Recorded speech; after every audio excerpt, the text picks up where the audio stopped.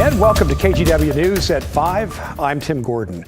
Wildfire season is well underway, and we're following the latest fires burning in our region this weekend. So let's start with the Camp Creek fire burning in the Mount Hood National Forest. The fire started Thursday and has quickly spread, especially in the last 36 hours or so. It has now burned over 1,200 acres. There are no evacuation orders at this time, and the fire is not threatening any structures. The biggest concern now is how close it is to the Bull Run water supply. Water Bureau officials say so far the water is fine, but fire officials are expected to hold a community meeting this evening at Sandy High School. That's at 6:30. We'll be sure to bring you the very latest details on air and online. And officials in the Gifford-Pinchot National Forest are working to contain 40 new fires sparked by lightning strikes. Many of the fires are in steep, hard-to-reach terrain. While some crews are working to reach the flames on the ground, helicopter crews are dropping water from the air. So be aware if you're traveling to any spots in the forest, stay clear of fire equipment and be prepared for any closures out there. Well, here's a look at all the fires still burning in Oregon. Most are the southwest corner of the state. Lightning caused nearly 20 new fires in Douglas County alone on Thursday.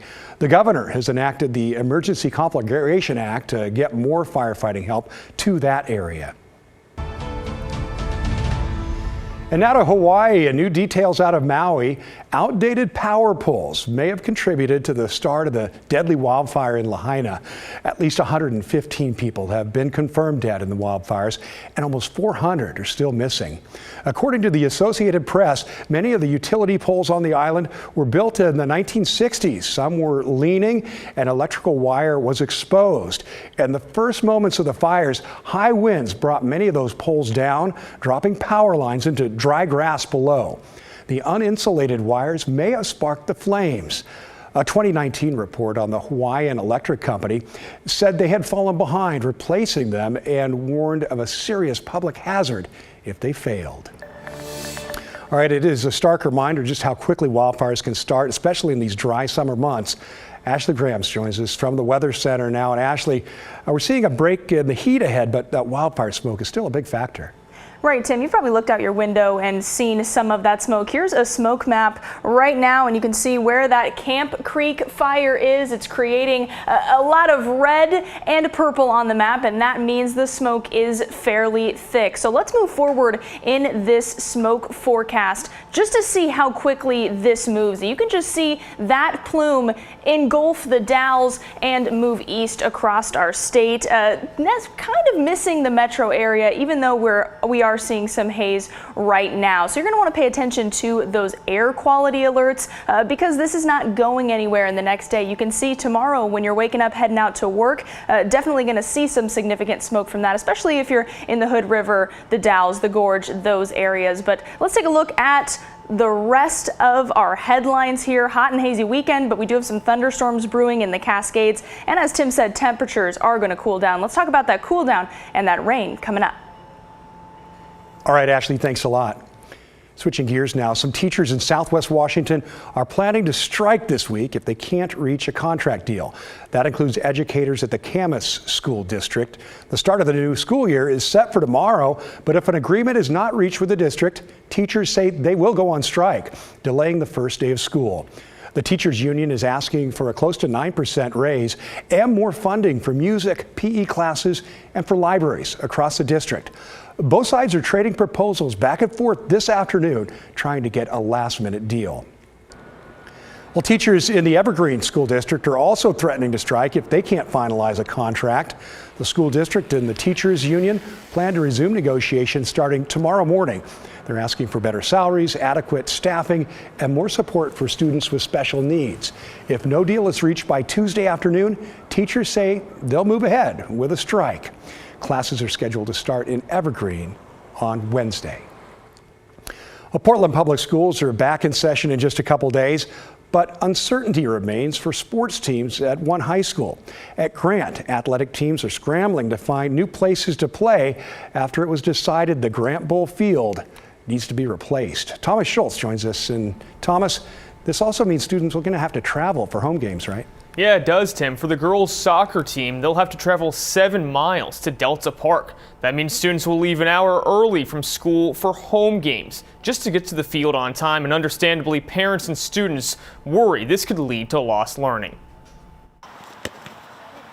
While people continue to use the Grant Bowl recreationally, the decade-old turf has come to an end of its useful life. Parents and students learned the news on August 12th. A little more than 2 weeks before kids returned to school. I mean, it's just been chaos. The turf field was installed in 2013 with an 8 to 10 year lifespan. Last year, Portland Parks and Rec contracted an outside firm to test the safety of the field. After the first 2 tests failed, PP&R added more crumb rubber to improve field cushioning. But then a 3rd test failed. PP&R and Portland Public Schools will work together to develop cost estimates, a funding plan, and timeline for the new field. But parents think there must be a better temporary solution instead of busing kids to other fields. We only have 2 spots that are failing the test now, and they are barely failing. So it's not clear to me that there isn't a repair available, and why can't we use that money to repair it and get us through 1 more year until it can be replaced? Students are worried too. Yeah, my grades could definitely be impacted. While students can't use the field, others can. Since 2014, Portland Parks and Rec has received more than $300,000 in reservation fees at Grant Bowl. A park spokesperson says those fees cannot be allocated to one specific fund, like fixing this field. Instead, they fund daily operations for the Parks Department and are used in the general fund.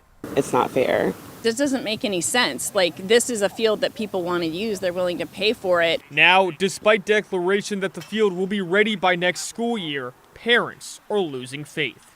We've been told over and over again that it's going to happen and that they're going to get to play on the field and have varsity games. Parents are urging the Parks and Rec Department to give jurisdiction of the field to Portland Public Schools. They say besides the field repair, the Grant Bowl is also in desperate need of lights and bleachers. Tim? All right, Thomas, thanks a lot. Hope they can get it all figured out. Well, one person is in custody after stabbing 2 people in southwest Portland last night. Police responded to the call around 10:38 to Pioneer Courthouse Square. They found a man with a stab wound in the neck. Half an hour later, police got another call to Southwest 10th Avenue of a man with a stab wound to the chest.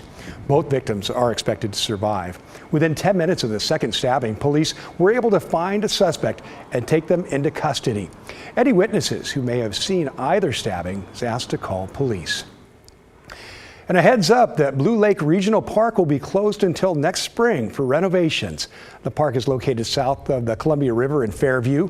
And starting September 5th, crews will be working on a project to improve the water and sewer system there. The hope is to make it a better place for visitors who enjoy the splash pad and the other amenities. We thought long and hard about this, and in terms of efficiency and safety, this was really important to ensure that the stuff that you don't see that makes everything happen is going to be able to run smoothly come spring of 2024. Most of the park will be closed off until the planned reopening in the spring. The disc golf course, however, will stay open throughout the closure, but the parking lot will be pretty limited. Washington's Lummi Nation and the Port of Friday Harbor are among those on San Juan Island honoring the legacy of Tokitae. This is new video of tonight's gathering at Jackson Beach there. The orca died suddenly 9 days ago as efforts were underway to eventually bring her home to the Salish Sea. She was taken from her pod near Whidbey Island back in 1970 and then spent more than 50 years in captivity at the Miami Seaquarium. Tokitae, or Toki, was the last surviving orca captured from Puget Sound.